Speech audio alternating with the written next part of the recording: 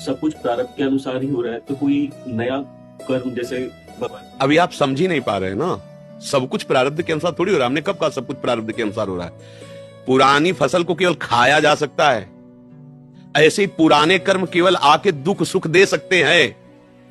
दुख सुख केवल दे सकते हैं, आप भोगे ना भोगे, ये आपकी कला होगी। जैसे हमारी किडनी फेल है और हमने अपने जीवन को भगवान में समर्पित करके चित्त को प्रभु में लगा दिया है। डायलिसिस होता है, भयानक कष्ट की पीड़ाएं आती है, लेकिन उस समय हम कष्ट में नहीं होते हैं। कल डायलिसिस हुआ है, शाम के कुछ खाया पिया नहीं, तुम्हारे सामने बैठे, 1 बजे रात्रि से दिनचर्या चलती है। आपको लग रहा है कि डायलिसिस मैन है? आया है प्रारब्ध, बुरा कर्म किसी जन्म का है, बना रहे तू। आज मरे या कल मरे, मरना तो है ही शरीर को, और मैं अविनाशी हूं और अपने चिंतन को प्रभु में जड़े हूं। ठिंगे पे रखी किडनी दोनों खराब है, चल रहा है, क्या फर्क पड़ता है?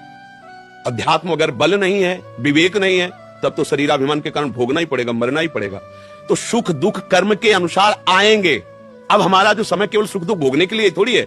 हम नवीन कर्म करके ऐसी ऊंचाई पर बैठे जहां सांसारिक सुख दुख स्पर्श न कर पावे और हम परमानंद में निमग्न हो जाएं। ये पशु नहीं कर सकता, वो केवल प्रारब्ध के अनुसार चलेगा। हमारा मनुष्य जन्म है, हमें कर्म करने का अधिकार दिया गया है। ये केवल मनुष्यों में, देवताओं में भी नहीं है। इसलिए ये बात लेके बैठ जाना कि सब कुछ प्रारब्ध के अनुसार होगा, इसे मूर्खता कहते हैं, इसे प्रमाद कहते हैं।